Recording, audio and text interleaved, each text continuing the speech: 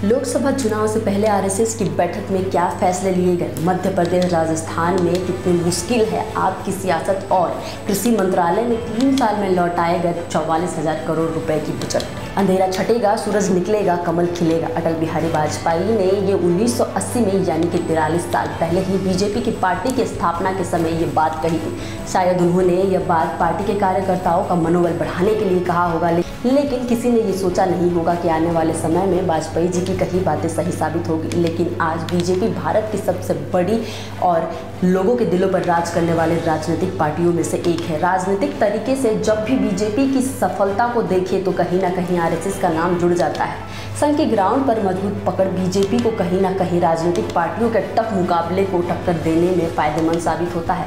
अब जब देश में 1 साल रह गया है तो लोकसभा चुनाव को लेकर आरएसएस प्रतिनिधि की हर साल होने वाली बैठक चर्चे में है।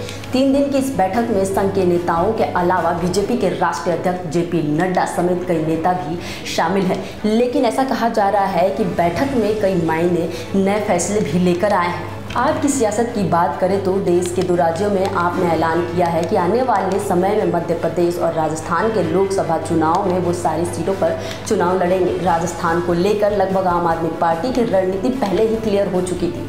बचा था मध्य प्रदेश, जिसके दौरान पंजाब के मुख्यमंत्री भगवंत मान के साथ केजरीवाल साथ ही पहुंचे।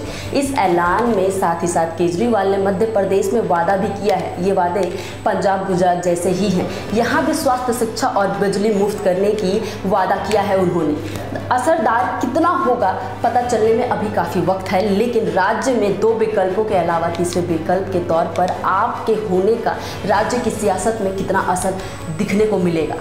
भारत कृषि प्रधान देश है, ये सुनते हम बच्चे से बड़े हो गए। कुछ लोग बूढ़े हो गए, कुछ लोग दुनिया को अलविदा कह दिए, लेकिन कृषि की पेश के तौर में सुधार नहीं हो सकी।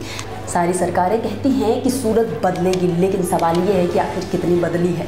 लोकसभा में पेश संसदीय कमेटी की एक रिपोर्ट के मुताबिक कृषि और किसान कल्याण विभाग ने पिछले 3 सालों के दौरान अपने बजट का 44,000 करोड़ रुपए वापस कर दिया है, क्योंकि बजट पूरा नहीं यूज हो सका है। रिपोर्ट में आगे कहा गया है कि 2020 से लेकर 2021 की वापसी की गई रकम करीब 24,000 करोड़ है। 2022 से लेकर 2023 की रकम 19,000 करोड़ है। इस रिपोर्ट में कमेटी ने इसे कहीं ना कहीं रॉन्ग प्रैक्टिस भी कहा है। इससे साथ ही साथ किस तरह से साल दर साल भारत कृषि बजट घटा है, इसका भी जिक्र किया गया है। बजट की जानकारी के लिए वीडियो में देखें।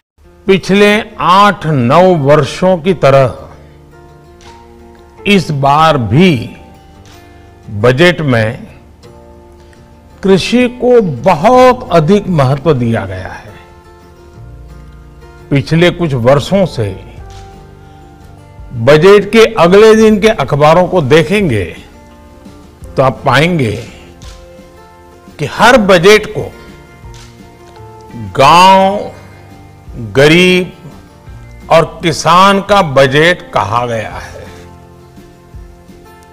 2014 में कृषि बजट 25,000 करोड़ रुपए से भी कम था हमारे आने से पहले। 25,000 करोड़। आज देश का कृषि बजट बढ़कर 1,25,000 करोड़ रुपए से भी ज्यादा हो गया है। साथियों, आजादी के बाद लंबे समय तक हमारा कृषि क्षेत्र अभाव के दबाव में रहा।